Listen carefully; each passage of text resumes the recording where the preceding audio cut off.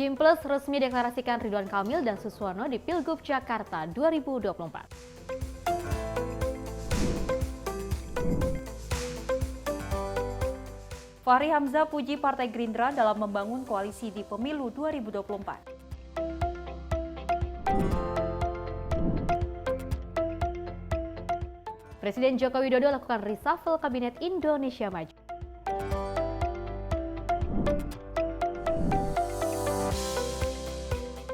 Upacara HUT ke-79 RI di puncak Gunung Sindoro.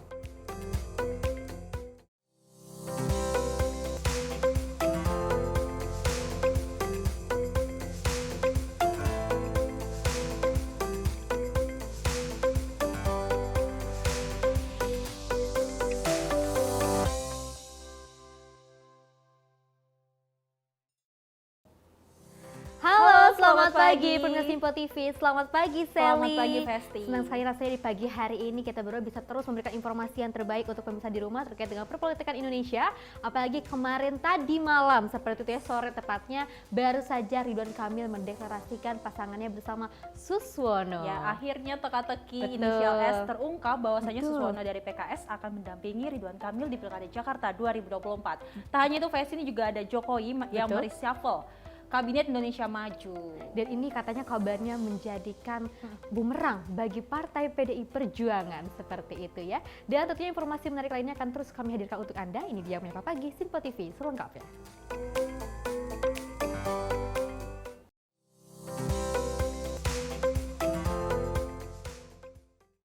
Pemirsa, kita awali dengan berita utama di mana Koalisi Indonesia Maju Plus atau Kim Plus resmi mendeklarasikan Ridwan Kamil dan juga Suswono sebagai pasangan calon gubernur dan juga calon wakil gubernur di Pilkada Jakarta 2024. Acara deklarasi ini turut dihadiri oleh para pejabat teras partai pengusung serta beragendakan penandatanganan piagam dukungan. Sebanyak 12 partai politik mendeklarasikan dukungan kepada Ridwan Kamil dan Suswono sebagai calon gubernur dan calon wakil gubernur daerah khusus Jakarta periode 2024-2029.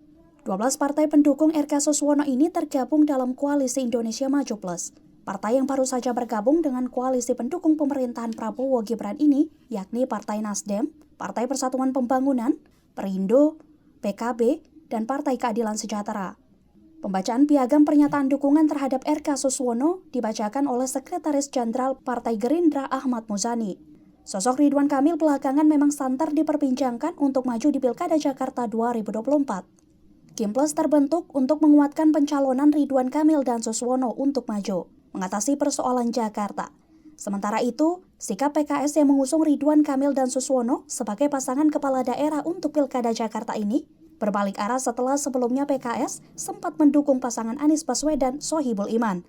Dari Jakarta, Sri Dewi Andayani, Dava Ahmad, Simpo TV melaporkan. Pemirsa, dalam sambutannya saat deklarasi Ridwan Kamil dan juga Suswono maju di Pilkada Jakarta 2024, Presiden PKS Ahmad Saiku mengajak seluruh koalisi Indonesia Maju untuk solid dan juga memenangkan pasangan tersebut. Dan Saiku meyakini di bawah kepemimpinan Ridwan Kamil dan Suswono dapat membawa Jakarta baru dan juga Jakarta Maju. Presiden Partai Keadilan Sejahtera atau PKS Ahmad Saiku secara resmi mengumumkan deklarasi pasangan calon gubernur dan wakil gubernur Jakarta, Ridwan Kamil dan Suswono, yang akan maju dalam Pilkada Jakarta 2024. Presiden PKS menyebut, deklarasi ini dilakukan dalam rangka mewujudkan visi Jakarta Baru dan Jakarta Maju. Saiku juga mengatakan bahwa dengan kebersamaan dan tekad bersama untuk membangun Jakarta Baru di bawah kepemimpinan Ridwan Kamil dan Suswono, ia berharap mimpi baik untuk Jakarta dapat segera terwujud. Kita bisa dipersatukan dalam koalisi untuk mengusung Ridwan Kamil dan Pak Suswono.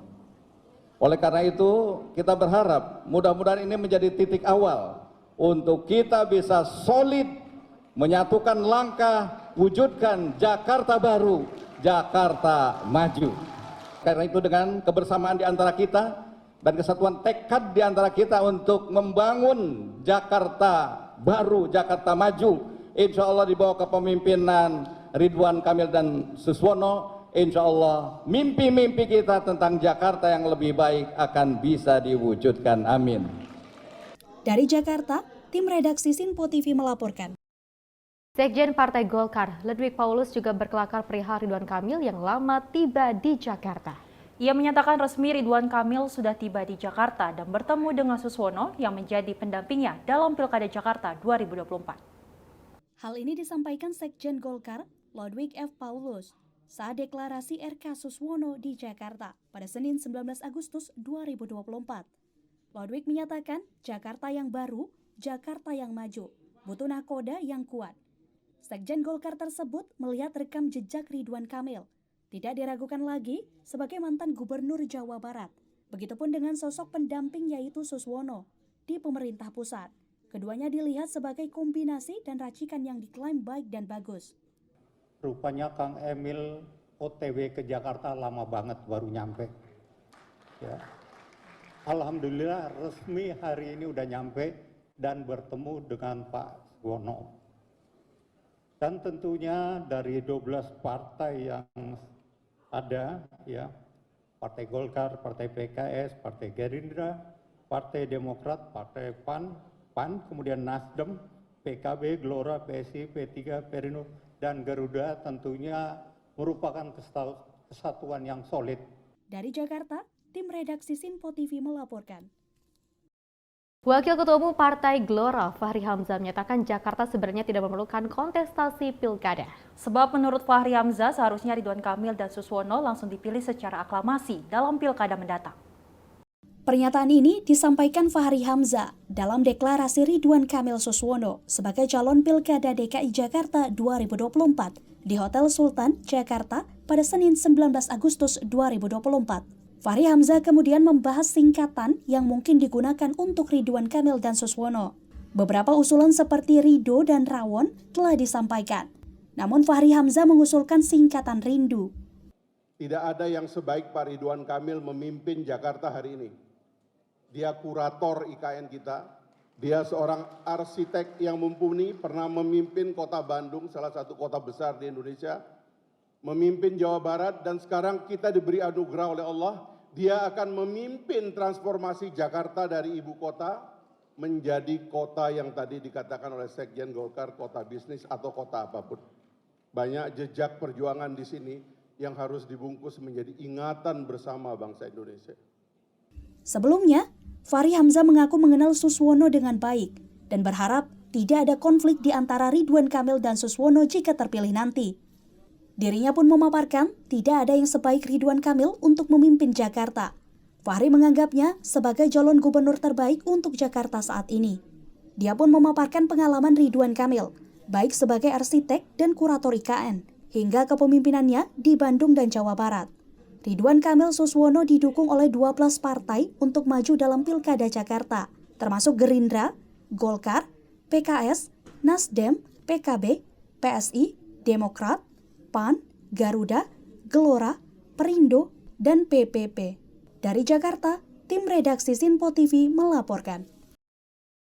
Pemirsa, Direktur Eksekutif Trias Politika Strategis Agung Baskoro menilai duet Ridwan Kamil dan juga Suswono adalah pasangan yang saling melengkapi untuk menghadapi Pilkada Jakarta 2024. Dan selain itu, dengan majunya RK dan Suswono dengan didukung 12 partai politik, langkah Anies Baswedan dan juga PDI Perjuangan di Pilgub Jakarta sudah kandas.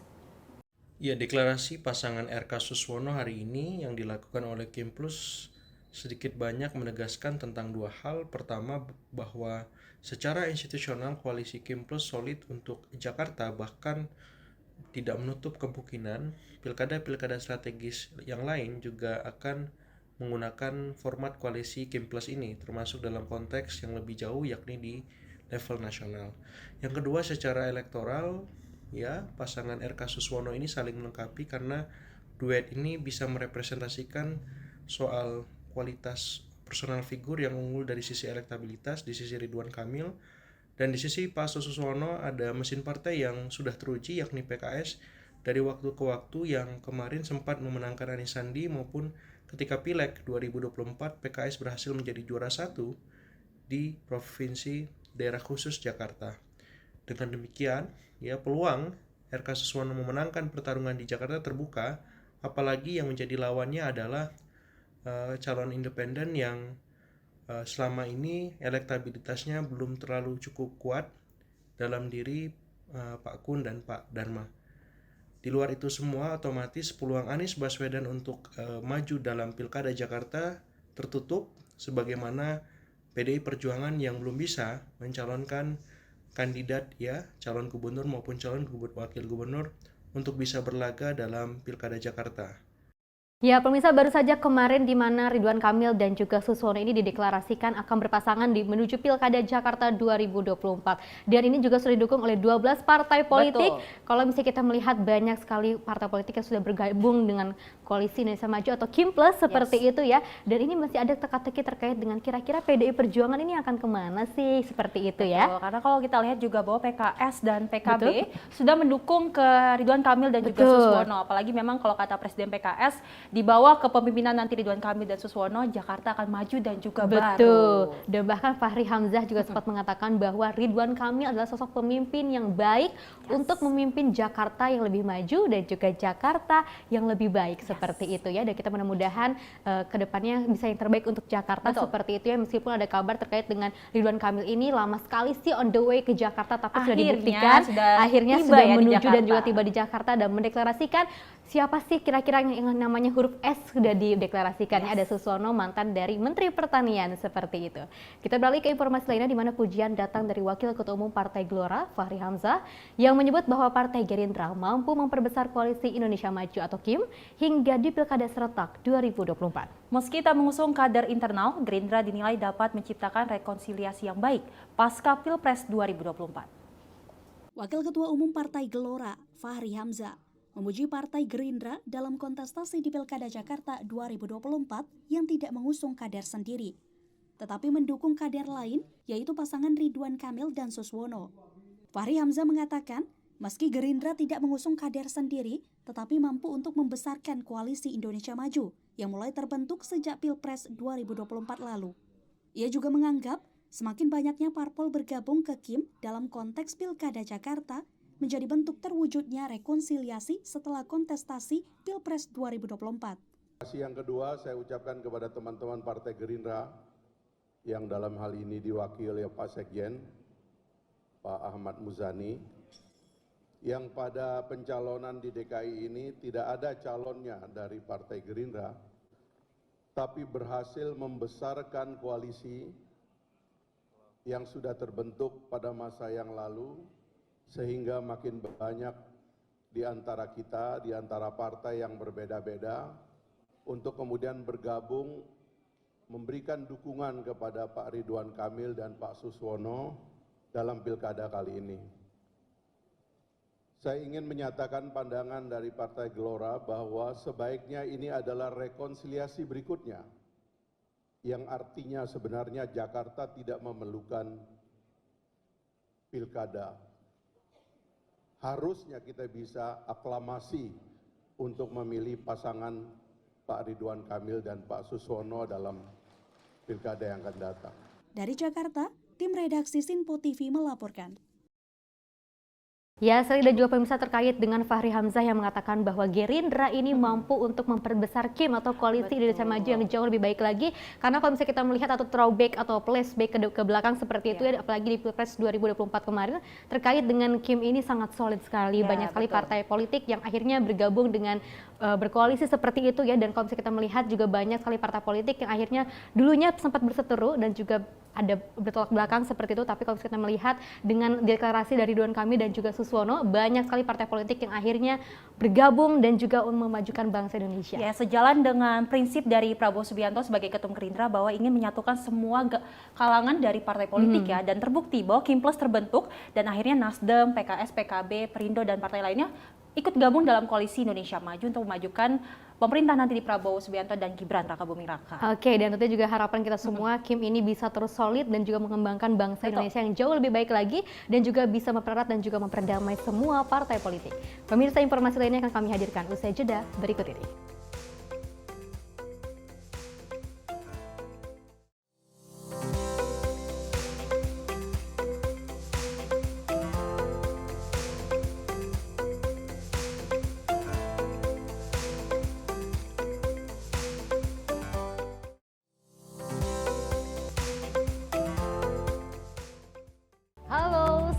pemirsa, senang sekali rasanya kami mengisi ruang informasi Anda. Akhiri aktivitas Anda dengan rangkuman perkembangan peristiwa yang terjadi sepanjang hari.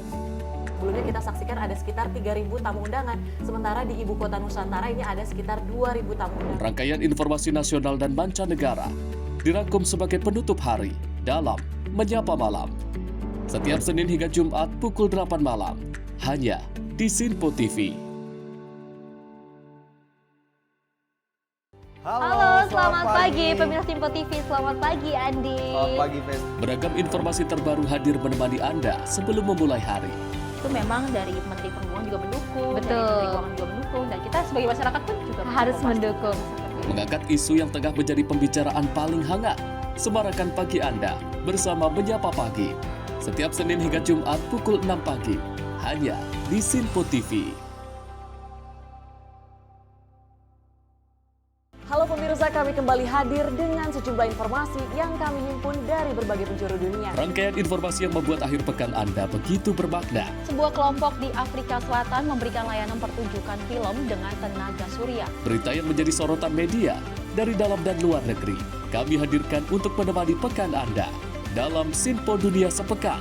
Sabtu dan Minggu pukul 9 pagi. Hanya di Sinpo TV. Kami hadir dengan rangkaian informasi dari berbagai penjuru dunia. Topik dan isu yang tengah menjadi sorotan mancanegara dikemas dengan lengkap untuk Anda.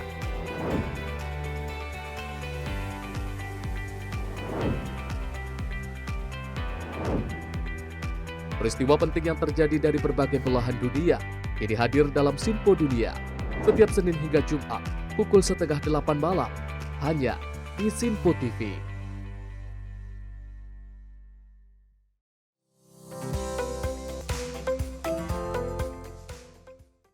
Terima kasih pemirsa masih bersama kami dalam Menyapa Pagi Simpo TV. Kita awali berita yang dimana Menteri Keuangan Sri Mulyani Indrawati mengatakan masa transisi membuat pemerintahan sekarang tidak bisa merinci detail berapa anggaran yang akan digunakan oleh pemerintahan Prabowo Gibran.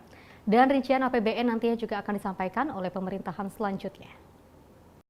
Hal itu disampaikan Menteri Keuangan Sri Mulyani usai Presiden Joko Widodo telah menyampaikan rancangan anggaran pendapatan dan belanja negara 2025. Ia pun mengibaratkan RAPBN 2025 sebuah amplop besar yang belum rinci, namun sesuai aturannya harus disampaikan kepada DPR RI. Adapun rincian mengenai anggaran belanja dan negara, lanjut dia, nantinya akan disampaikan oleh pemerintahan selanjutnya. Untuk postur APBN ini menggambarkan amplop besarnya. Tapi beberapa spesifik memang mohon maaf belum bisa dispesifikkan karena ada kan nanti memberikan kepada pemerintahan baru mengenai bagaimana nanti format kabinetnya, siapa yang akan in charge untuk program apa.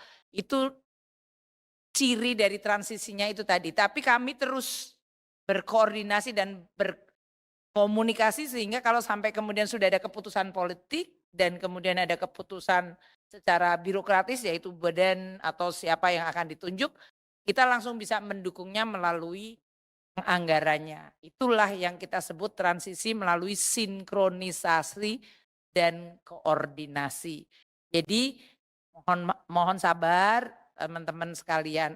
71 triliun siapa yang mengeksekut nanti akan diumumkan sendiri oleh Bapak Presiden terpilih.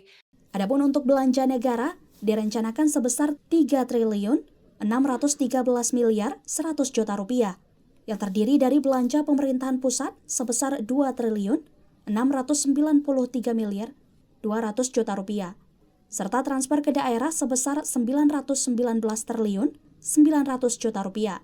Dari Jakarta, Dio Malau, Azizul Hakim, Sinpo TV melaporkan. Menko Perekonomian Erlangga Hartarto percaya ekonomi Indonesia akan lebih baik pada tahun 2025. Dan Erlangga juga memperkirakan bahwa inflasi Indonesia relatif menurun. Dalam konferensi pers RAPBN 2025 di Gedung Ditjen Pajak, Jakarta, Airlangga menyebut ekonomi Indonesia pada 2025 akan lebih baik. Airlangga juga mengatakan inflasi juga menurun dari 8,2% ke 6%. Sementara negara maju juga turun menjadi 2,2% dan dunia sebesar 4%. Kita melihat bahwa proyeksi pertumbuhan ekonomi global di tahun 2025 diperkirakan sedikit membaik dibandingkan 2024. Sementara kita melihat juga inflasi itu relatif menurun, di mana emerging market masih 6%, namun negara maju diperkirakan sudah sekitar 2%, dan dunia sekitar 4,4%.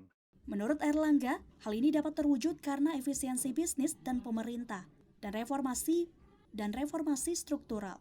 Menko Perekonomian ini tetap optimis ekonomi akan lebih baik di tengah kondisi global yang tidak pasti. Dari Jakarta, Dio Malau, Azizul Hakim, Sinpo TV melaporkan. Ya, dari Sri Mula ini juga mengatakan bahwa belum bisa mengungkapkan kira-kira berapa anggaran yang nantinya akan digunakan pada pemerintahan Prabowo Gibran. Tapi kalau misalnya kita melihat terkait dengan RAPBN yang tadi diskusikan di rapat DPR RI 2024 kemarin, yang mengatakan bahwa saat kondisi COVID-19 Indonesia ini jauh dari kata terpuruk seperti itu ya, meskipun melakukan atau banyak sekali anggaran yang memang harus dikeluarkan dan juga bantuan dari masyarakat Indonesia ataupun dari negara lain, tapi kita bisa membuktikan bahwa Indonesia mampu bangkit dari semua keterpurukan. Karena memang kalau kita lihat ekonomi Indonesia saat ini sebanyak 5%, mendekati 5%, dan kita berharap bahwa nanti pemerintahan Prabowo Gibran, ekonomi Indonesia dapat meningkat di atas 5%. Oke, kita beralih ke informasi lainnya di mana Presiden Joko Widodo juga melakukan reshuffle atau perombakan Kabinet Indonesia Maju pada Senin pagi kemarin. Dan dalam kesempatan itu Presiden Jokowi melantik 3 menteri dan juga 1 wakil menteri, serta mengangkat sejumlah kepala lembaga baru. Bertempat di Istana Negara Jakarta, Presiden Joko Widodo melantik 3 menteri dan 1 wakil menteri Kabinet Indonesia Maju dalam sisa masa jabatan periode 2019 hingga 2024, Senin 19 Agustus 2024. Nama-nama pejabat yang dilantik ialah Bahlil Lahadalia sebagai Menteri Energi dan Sumber Daya Mineral atau ESDM, lalu Supratman Andi Aktas sebagai Menteri Hukum dan Hak Asasi Manusia, kemudian Rosan Perkasa Ruslani sebagai Menteri Investasi, Kepala BKPM, serta Anggaraka Prabowo sebagai Wakil Menteri Komunikasi dan Informatika. Selain itu, dalam kesempatan itu juga, 3 kepala badan baru juga dilantik oleh Presiden Jokowi. Pertama, Taruna Ikrar dilantik sebagai Kepala Badan Pengawas Obat dan Makanan. Kedua, Hasan Nasbi dilantik sebagai Kepala Kantor Komunikasi Kepresidenan. Serta ketiga, Dadan Hindayana dilantik menjadi Kepala Badan Gizi Nasional. Dari Jakarta, tim redaksi Sinpo TV melaporkan. Pemirsa, Supratman Andi Aktas, Menteri Hukum dan juga HAM yang baru saja dilantik Presiden Joko Widodo pada Senin pagi kemarin, mengungkapkan arahan Presiden Jokowi. Di antaranya perihal reformasi di bidang hukum, terutama yang berkaitan dengan tumpang tindihnya aturan. Hal ini disampaikan oleh Supratman usai pelantikan Menteri dan Wakil Menteri Kabinet Indonesia Maju dalam sisa masa jabatan periode 2019-2024 pada Senin pagi di Istana Negara Jakarta. Supratman mengaku mendapatkan arahan khusus dari Presiden Jokowi, diantaranya adalah melakukan reformasi di bidang hukum, terutama dengan banyaknya tumpang tindih aturan. Lebih lanjut, Supratman menjelaskan bahwa Presiden Jokowi menginginkan adanya harmonisasi untuk meminimalisir adanya ego sektoral. Dalam kesempatan itu, Supratman membeberkan bahwa sebelumnya ia bertemu dengan Presiden terpilih Prabowo Subianto. Pertemuan tersebut sebagai bentuk sowan karena dirinya merupakan kader dari Partai Gerindra. Jadi bahwa Presiden menginginkan supaya itu dilakukan harmonisasi dan kemudian itu bisa mengintegrasikan sehingga tidak ada lagi nanti ego sektoral yang diakibatkan oleh karena tumpang tindihnya satu peraturan perundang-undangan. Yang kedua, tadi pagi kami juga setelah bertemu dengan Bapak Prabowo, Presiden terpilih, beliau memesankan kepada kami untuk menjaga Republik ini, jangan melakukan segala sesuatu yang perbuatan tercela, dan insya Allah itu akan menjadi tugas yang akan kami jalankan. Dari Jakarta, tim redaksi Sinpo TV melaporkan. Presiden Joko Widodo memberikan arahan kepada Bahlil Lahadalia yang baru dilantik sebagai Menteri Energi dan juga Sumber Daya Mineral. Di antaranya untuk optimalkan potensi sumber daya alam yang ada di Indonesia. Hal ini disampaikan oleh Bahlil Lahadalia usai pelantikan Menteri dan Wakil Menteri Kabinet Indonesia Maju dalam sisa masa jabatan periode 2019 hingga 2024 pada Senin pagi di Istana Negara Jakarta. Bahlil mengungkapkan sejumlah arahan dari Presiden Jokowi untuk melakukan langkah-langkah dalam rangka percepatan terutama mengoptimalkan potensi dan produksi sumber daya alam, serta meningkatkan pendapatan negara dan lapangan kerja. Lebih lanjut, Bahlil memastikan program-program di Kementerian SDM yang telah berjalan di masa Menteri SDM sebelumnya, yaitu Arifin Tasrif, akan dilanjutkan. Terutama dalam mengoptimalkan potensi dan produksi sumber daya alam kita dalam rangka meningkatkan pendapatan negara. Sekaligus menciptakan lapangan pekerjaan. Yang kedua adalah yang sudah bagus sekarang kita lanjutkan, yang belum baik ya kita sama-sama perbaiki. Dari Jakarta, tim redaksi Sinpo TV melaporkan. Rosan Perkasa Roslani resmi serah terima jabatan sebagai Menteri Investasi Kepala BKPM dengan Bahlil Lahadalia yang mengemban jabatan baru sebagai Menteri ESDM. Saat serah terima jabatan, Bahlil berpesan kepada pegawai Kementerian Investasi untuk mendukung peran Rosan sebagai Menteri Investasi di masa sisa pemerintahan Presiden Jokowi. Bahlil Lahadalia resmi menyerahkan jabatan Menteri Investasi Kepala BKPM kepada Rosan Roslani. Pelepasan jabatan ini dilakukan dengan momen yang penuh haru. Saat menyampaikan pidatonya, Bahlil yang kini menjabat sebagai Menteri ESDM tampak tak kuat membendung tangisnya. Bahlil pun juga menyampaikan terima kasih sekaligus permohonan maaf selama memimpin Kementerian Investasi Kepala BKPM. Ia lantas meminta pegawai di kantor untuk memberikan dukungan penuh kepada Rosan. Saya terima kasih banyak atas kerjasama kita selama ini. Saya yakin Pak Rosan adalah senior saya. Pak Rosan ini adalah guru saya waktu dari Papua. Saya punya keyakinan dia lebih baik daripada saya. Kepada semua teman-teman,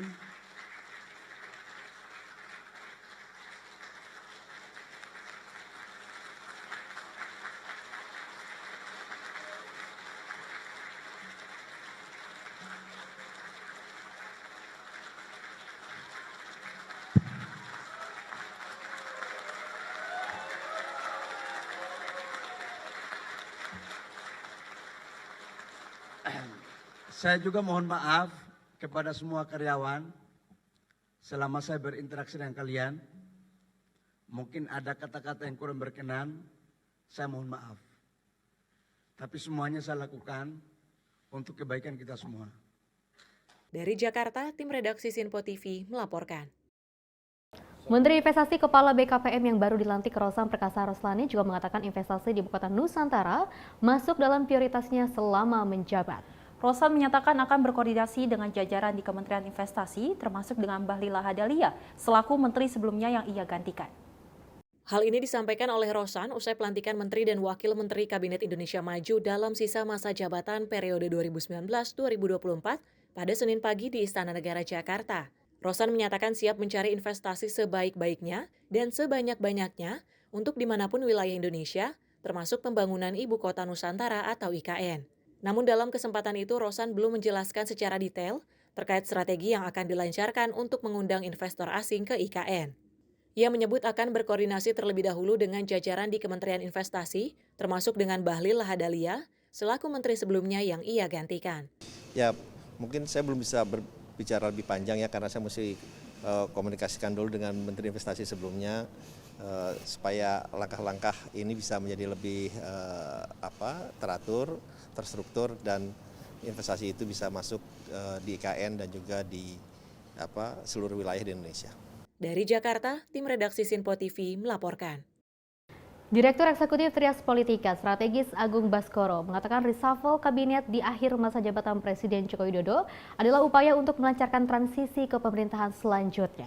Selain itu, langkah pergantian ini untuk menggeser kader PDI Perjuangan dengan tim Prabowo Gibran. Menyikapi reshuffle kabinet hari ini yang digelar oleh Presiden Jokowi, ada dua dimensi yang bisa kita lihat. Pertama, secara politis memang ini menggeser kader-kader PDIP dalam posisi sebagai Menteri Hukum dan HAM dan Menteri ISDM yang digantikan oleh orang-orang yang selama ini dekat dengan Presiden Jokowi maupun Presiden terpilih yakni Prabowo. Yang itu tercermin dari kehadiran sosok Bahlil Lahadalia, kemudian Pak Supratman Andi Aktas, dan yang terakhir Pak Rosan Roslani.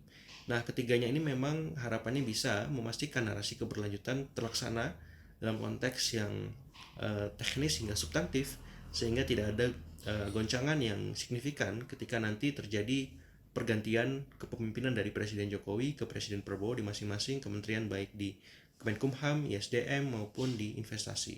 Khusus untuk Kemenkumham memang ini menjadi ujung tombak yang penting karena dalam waktu dekat ada banyak suksesi kepemimpinan di internal partai, mulai dari Munaslup Golkar, Kongres PAN, dan Nasional Demokrat Nasdem ya, dan terakhir Muktamar PKB, dan itu semua perlu dikondisikan agar apa? Agar tidak ada lagi arahan yang di luar dari menjadi masukan istana.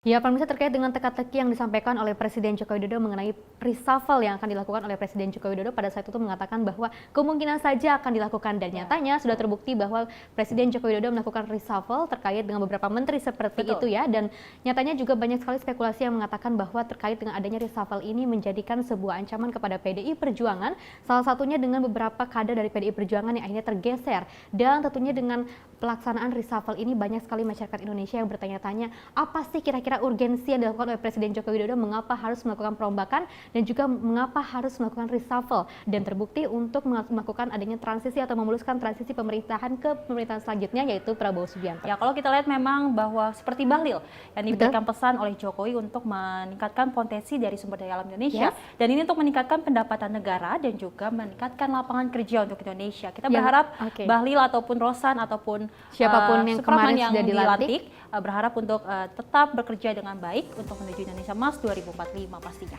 Oke, pemirsa, informasi lainnya akan kami terus hadirkan untuk Anda. Ini dia.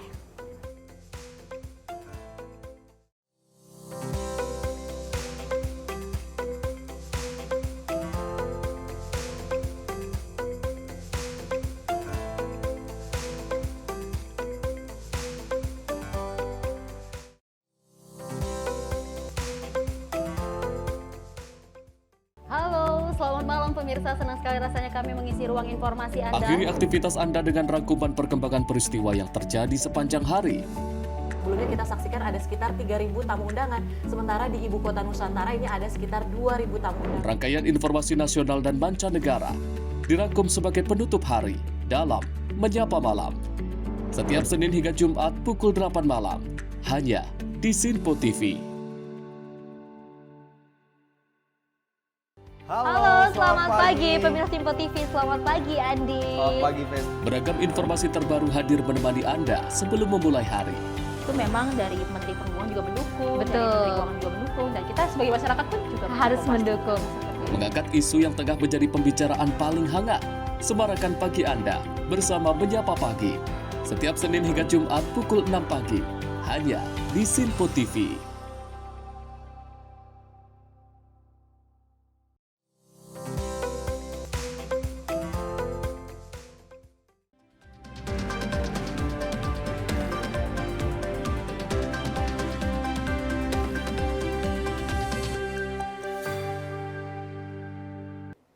Good morning everyone, you are watching Sinpo International News Report. This is Tiara Dianti, here all news around the world for you. 10 people died in a collision tragedy between a private bus and a truck loading goods in the city of Bulandshahr, India, Sunday morning. The injured victims were taken to the hospital for intensive care. The accident between a private bus and a load truck claiming 10 lives that occurred in the city of Bulandshahr, India on Sunday morning. Safety officer and police attended the site to conduct a quick evacuation of the dead and injured victims. The local citizens saw that the private bus on the way from the Saswan city to the New Delhi city, colliding with an open back truck carried out about 25 people. The local citizens said that the incident happened at 10:30 a.m. and the private bus was always speeding when passing this section of the road. Currently, the truck passengers who survived are recovering from the hospital due to severe injuries. About 37 other people are injured as a result of this incident. मेरा सामने मकान है और 10:30 बजे का टाइम था और इधर से ये डग्गे मार जो सहसवान से दिल्ली के लिए चलती हैं, ये इतनी गाड़ी फास्ट चलती हैं कि इनकी 5-5 मिनट की सर्विस है, इनको टाइम बंद हो, ये हमेशा ओवरटेक करती रहती हैं। बुलंदशहर की साइड से ये पिकअप गाड़ी आ रही थी, उसमें मजदूर लोग थे जो कि 20 से 25 तक उसमें हो सकते हैं। जैसे ही इसने ओवरटेक किया किसी गाड़ी से डग्गे मारने और अपने हाथ को अपनी आ रही थी ये पिकअप, इसने उसमें दोनों की ड्राइवर साइड से। Max Oller, Sinpo International News Report. One person was dead as a result of a bomb attack by terrorists which occurred in the city of Tel Aviv, Israel, Sunday night. The attack was carried out using a truck which was exploded using a remote explosive device. The terrifying bomb terror in the city of Tel Aviv, Israel resulted in one person dead and another person injured. The terror occurred on Sunday night where an attempt attack by terrorists used a very powerful explosive devices. Currently, the identity of the killed victim is not known until now, and no party is responsible for this attack.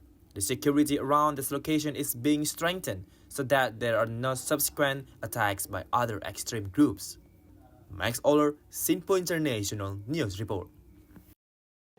The implementation of lifetime visas for Indonesian diaspora is currently still under the stage of review and analysis by several relevant officials. The Minister of Law and Human Rights says that he will continue to implement this policy even though it has been reshuffled. On the occasion, Indonesian Minister of Law and Human Rights, Yasona Lawli, said that the implementation of Indonesia's overseas citizenship policy for Indonesian diaspora will still continue even though it has been reshuffled. The strengthening the lifetime visa system or OCI policy is still under review for the more related ministry. The implementation of this policy is carried out to improve the development of human resource for Indonesia towards the coming Golden Indonesian Vision 2045. Such prohibition is a reasonable thing considering the effectiveness of the Indonesian diaspora like what India does. Indeed that we have about 18 million Indonesians abroad. I think more than half of them are migrant workers. So we need to, to increase, we talk about talent, we need to increase the human capacity.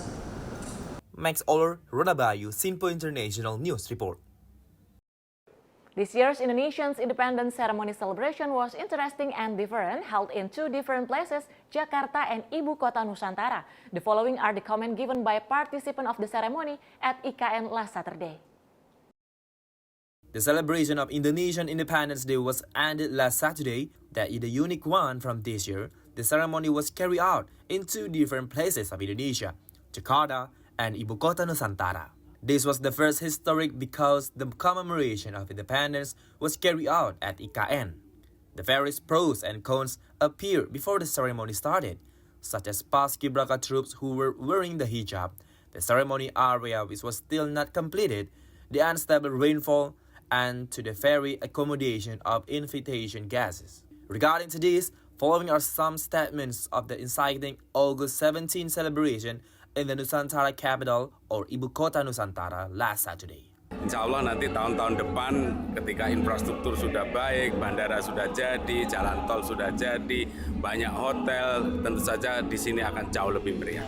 Ya ini pengalaman baru ya, Dirgahayu ke-79 Republik Indonesia, dan kita berkesempatan untuk merayakan upacara kenegaraan pengibaran bendera di Ibu Kota Negara Baru. Ini sesuatu yang luar biasa, historis pastinya. Jadi kita merasa terharu dan excited. Kita udah keluar dari era kolonial gitu loh, karena ya di Jakarta gedung-gedung pemerintah kan hampir kita pakai dari zaman kolonial ya, sebagian besar. Di Bogor juga begitu. Tapi kalau kita lihat sekarang ini semua mulai perencanaan, pembangunan, pendanaan itu dari pemerintah Republik Indonesia. Mudah-mudahan semangat energi positif dari IKN ini menyebar ke seluruh Indonesia, seluruh rakyat Indonesia, termasuk generasi muda untuk menyongsong Indonesia semakin maju ke depan.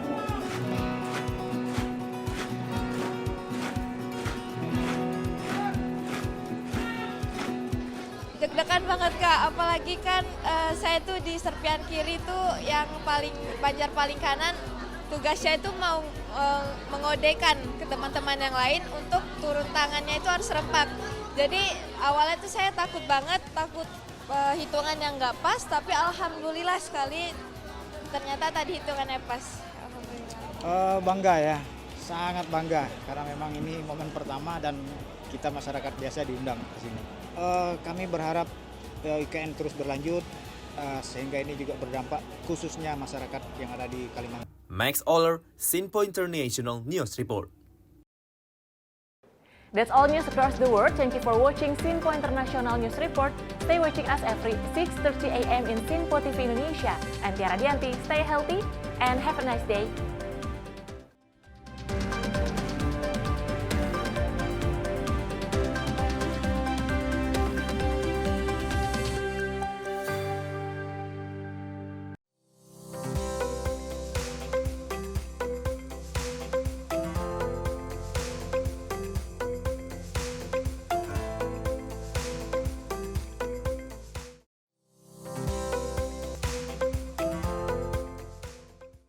Halo pemirsa, kami kembali hadir dengan sejumlah informasi yang kami himpun dari berbagai penjuru dunia. Rangkaian informasi yang membuat akhir pekan Anda begitu bermakna. Sebuah kelompok di Afrika Selatan memberikan layanan pertunjukan film dengan tenaga surya. Berita yang menjadi sorotan media dari dalam dan luar negeri, kami hadirkan untuk menemani pekan Anda dalam Sinpo Dunia Sepekan, Sabtu dan Minggu pukul 9 pagi, hanya di Sinpo TV. Kami hadir dengan rangkaian informasi dari berbagai penjuru dunia. Topik dan isu yang tengah menjadi sorotan mancanegara dikemas dengan lengkap untuk Anda.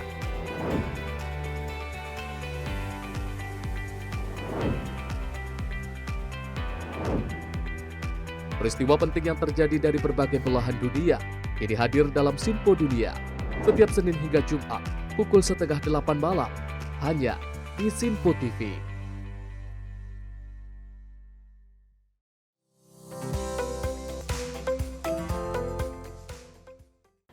Masih bersama kami pemirsa dalam Menyapa Pagi Sinpo TV dan tentunya selamat pagi bagi pemirsa yang baru saja bergabung bersama kami dalam Menyapa Pagi. Oke, baru saja 4 hari yang lalu kita merayakan kemerdekaan Republik Indonesia yang ke-79 tahun dan rasa-rasanya kemerdekaan dan juga kesenangan kita ini masih terus kita rasakan hingga saat ini ya. Mudah-mudahan semangat juang bangsa Indonesia ini bukan hanya kita rasakan di 17 Agustus tapi juga bisa dirasakan di setiap harinya. Pemirsa, ini ada berita terkait dengan dalam menyamarkan HUT RI ke-79, ribuan warga antusias mengikuti karnaval dengan mengenakan berbagai busana adat dari sejumlah daerah dan juga berkeliling kampung di kawasan Duri Kosambi Cengkareng, Jakarta Barat. Tak hanya anak-anak, peserta karnaval yang juga sebagian besar mengikutsertakan orang dewasa tersebut terlihat sangat antusias meski mereka harus bersusah payah berjalan kaki sejauh 1 km lebih. Sukacita semarakan HUT Republik Indonesia ke-79 dirayakan warga negara Indonesia di seluruh pelosok negeri.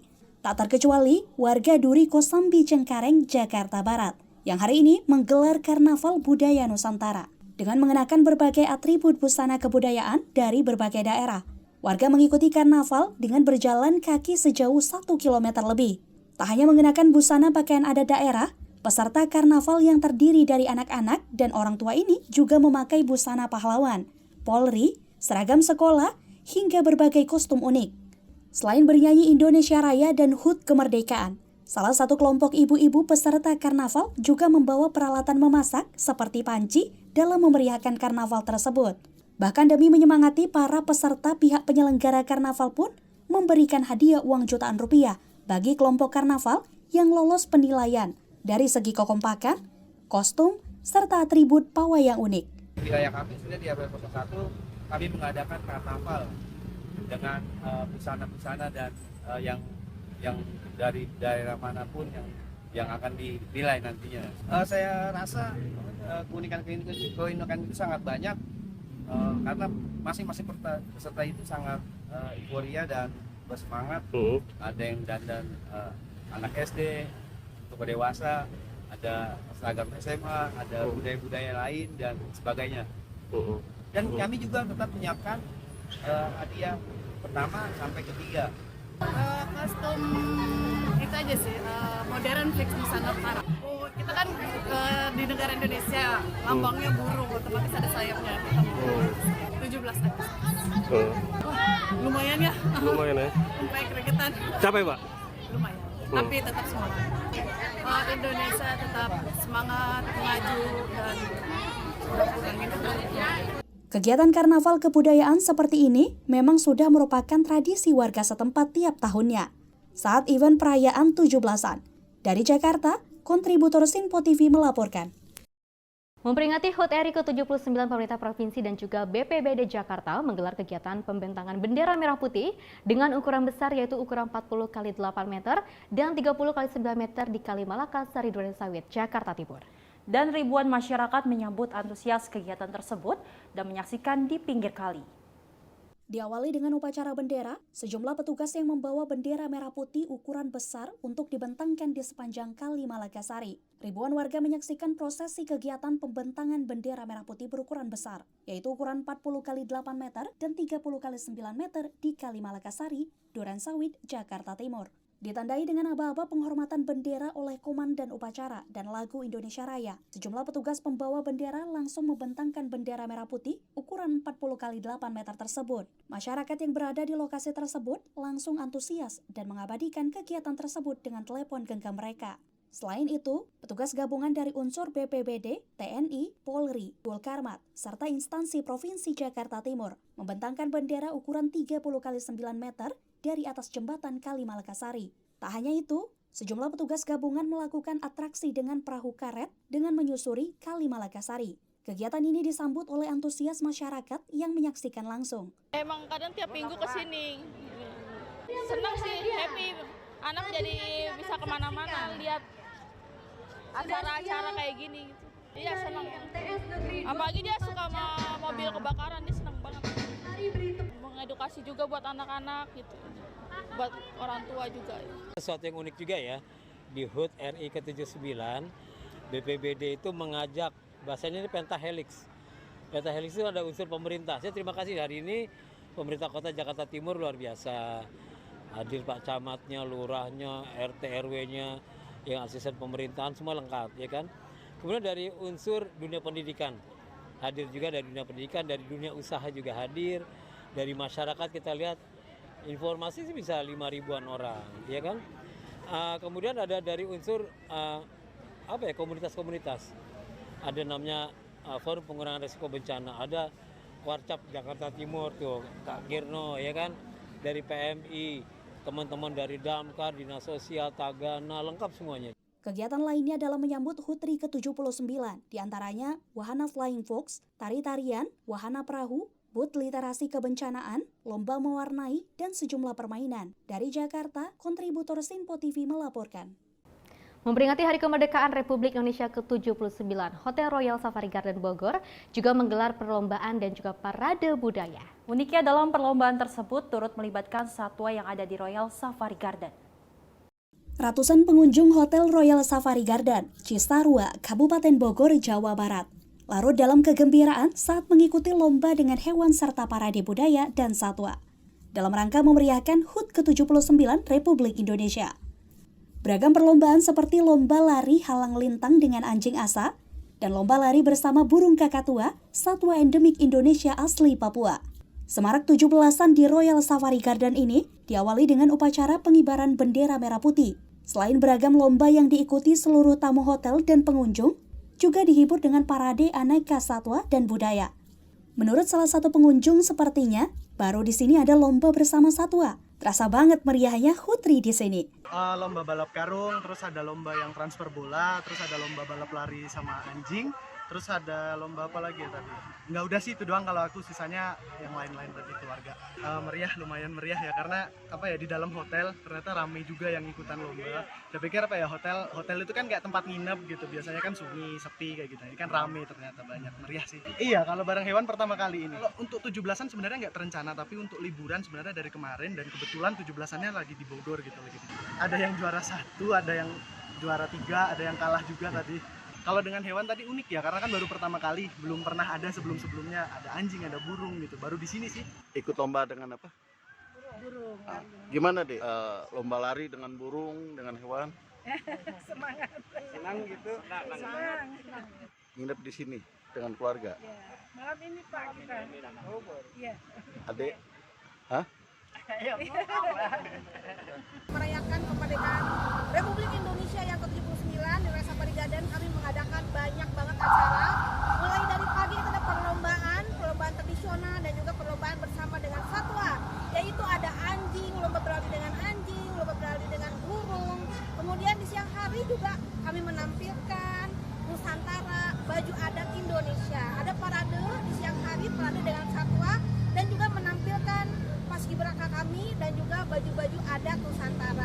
Sementara selama libur HUT RI ini, terjadi peningkatan okupansi hingga 90%. Sedangkan tamu berasal dari Jabodetabek hingga luar Pulau Jawa. Dari Kabupaten Bogor, kontributor Sinpo TV melaporkan. Suasana hikmat dan juga penuh haru menghiasi upacara pengibaran bendera dalam rangka memperingati Hari Ulang Tahun Republik Indonesia yang ke-79 di Puncak Gunung Sindoro, Jawa Tengah.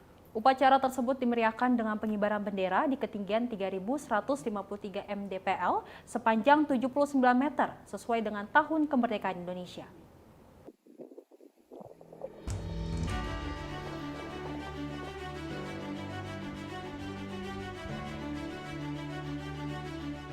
Biasanya upacara pengibaran bendera merah putih dilaksanakan di lapangan terbuka. Namun para pecinta gunung ini merayakan Hari Kemerdekaan Indonesia ke-79 di Puncak Gunung Sindoro yang berada di Jawa Tengah.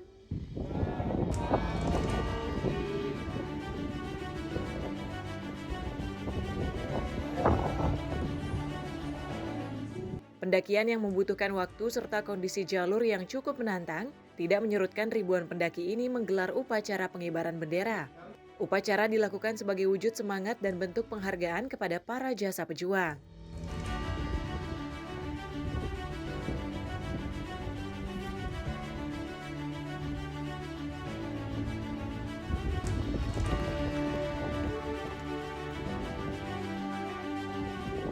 Di atas ketinggian 3.153 mdpl, bendera sepanjang 79 meter turut dibentangkan oleh para pendaki yang berasal dari seluruh daerah di Indonesia.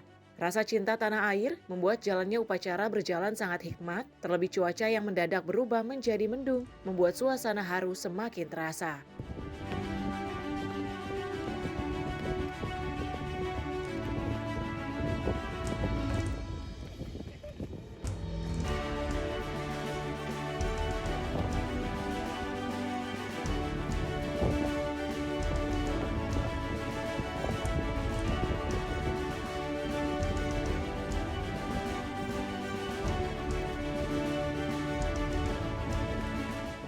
Baik, sebelum itu untuk perayaan Sabuk Gunung ini sudah ke-8 ataupun ke-9. Untuk temanya sendiri diberikan dari bahasa Jawa Tuban Sekerta, yakni Anglaras Iniring Banyu, Angeli Nanging Ora Keli, yang menandakan atau memberi arti bahwa ketika kita menjadi manusia boleh mengalir seperti air, deras, boleh menyesuaikan dengan debitnya, namun tetap harus ingat bahwa ketika kita mengalir ke aliran yang seperti itu, kita harus kembali dan sadar bahwa ingat bahwa kita masih punya kehidupan yang sebelumnya. Jadi tidak melupakan hal-hal yang sebelumnya meskipun kita mengikuti arus.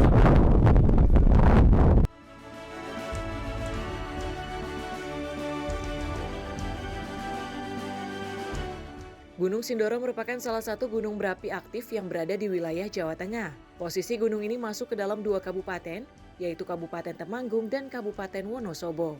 Gunung ini memiliki keunikan penyebutan sebagai gunung kembar karena memiliki bentuk dan ketinggian yang sama dengan Gunung Sumbing yang berada di sebelahnya.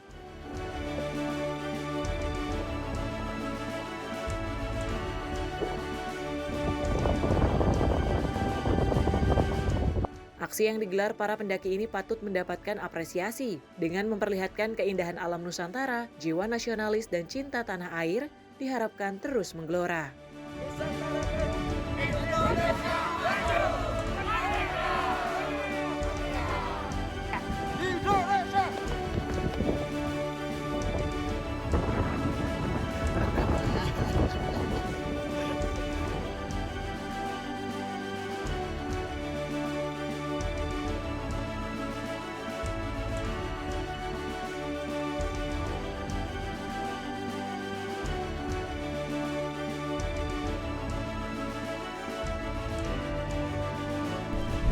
Ya, pemirsa, perayaan Hari Ulang Tahun Republik Indonesia yang ke-79 turut dirayakan oleh para pecinta alam yang mana bisa dilihat seperti di belakang saya ini pemirsa, ribuan pendaki dari berbagai daerah di Indonesia berkumpul di puncak Gunung Sindoro. Dan saat ini saya sedang berada di ketinggian 3.153 meter di atas permukaan laut untuk turut serta merayakan Hari Ulang Tahun Republik Indonesia.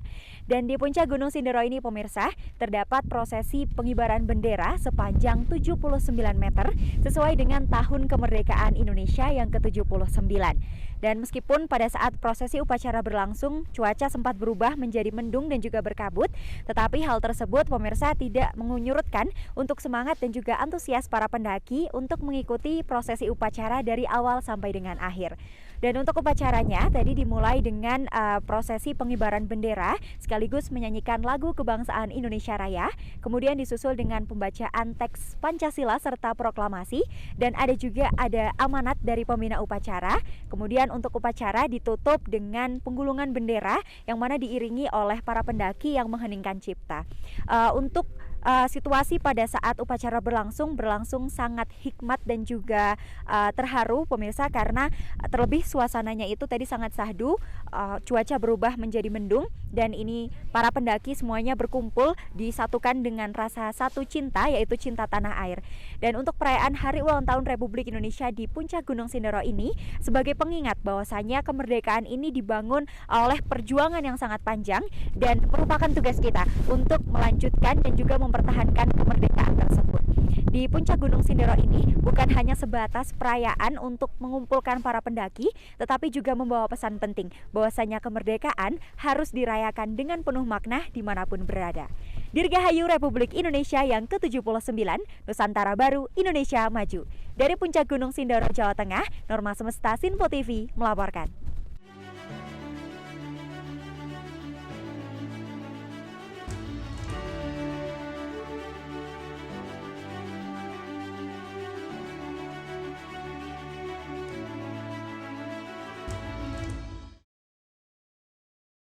Wow, keren sekali ya, ada dari jurnalis Sinpo TV juga Norma Semesta yang baru saja mendaki gunung kemarin di Jawa Tengah ya, dan juga membentangkan bendera merah putih sepanjang 79 meter. Luar biasa sekali, karena memang kalau kita lihat para pendaki ini penuh haru ya saat melakukan upacara di Gunung Sindoro. Terlebih kalau kita lihat cuacanya memang mendung, tapi tidak menyurutkan semangat dari para pendaki untuk melakukan upacara. Ini dibentuk sebagai rasa bangga, cinta tanah air yang sangat luar biasa. Kalau kita melihat juga kan tidak mengenal bagaimana cuacanya buruk atau tidak di sana, kita di sana tetap melakukan atau juga melaksanakan upacara bendera di sana dan juga membentangkan bendera hingga 79 meter seperti itu ya.